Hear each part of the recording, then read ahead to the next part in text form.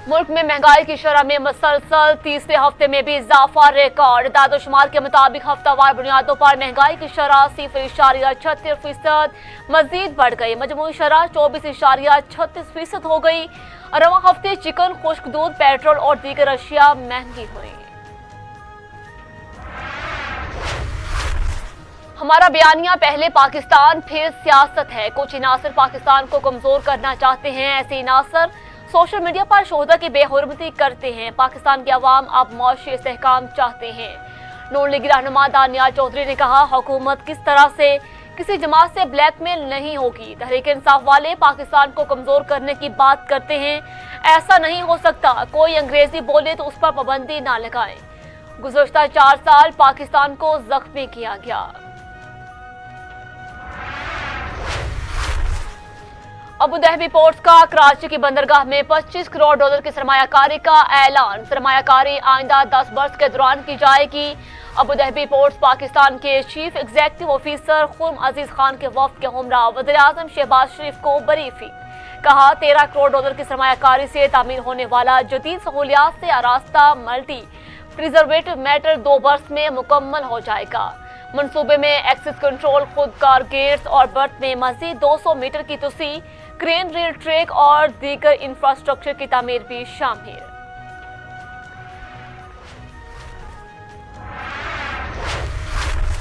हुकूमत का social media पर मनफी प्रोपेगेंडे के खिलाफ क्रैकडाउन का फैसला। फायर वॉल्स की तनसीब के लिए दरख्वास्तें तलब। इंटरनेट सर्विस फराहम करने वाली कंपनियों पर next generation application firewalls नस्ब होगी।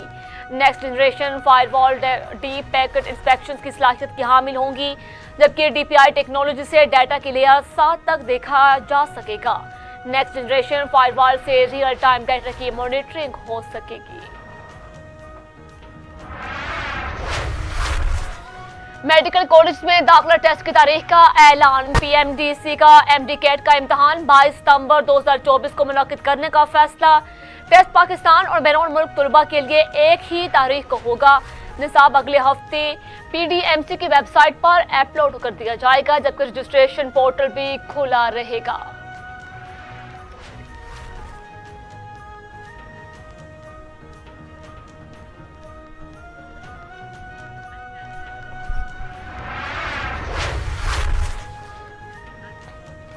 बांग्लादेश में तुलबा का एहतजाज संगीन सूरत इख्तियार कर गया। अमवात की तादाद 105 तक जा पहुंची। पुरतशद्दुद मज़ाहरों के बाद मुल्क भर में कर्फ्यू नाफिज, जबकि फौज तलब गैर मुल्की मीडिया के मुताबिक तुलबा ने जेल पर दावा बोल दिया। सैकड़ों साथियों को रहा करवाया। जेल नजर आतिश।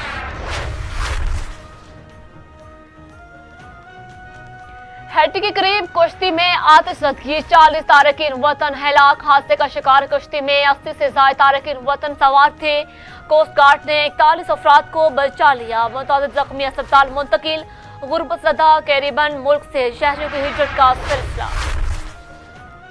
खुद मुख्तियार रियासत का क़याम फलस्तीनियों का हक है। आलमी अदालत इंसाफ ने इसराइली कब्जे को गैर कानूनी करार दे दिया। दी हैग में इजलास के दौरान आलमी अदालत ने वाज़ेह कर दिया कि बैनुल अक़वामी मुआहदे के तहत इसराइल ने मकबूजा फ़लस्तीनी इलाकों में संगीन खिलाफ वर्जियाँ की। मुआहदे के तहत इसराइल मकबूजा इलाकों में गज़ा और पानी पहुँचाने का पाबंद है। इसराइल मकबूजा फ़लस्तीनी इलाकों से जल्द अज जल्द गैर कानूनी कब्जे का खात्मा करे।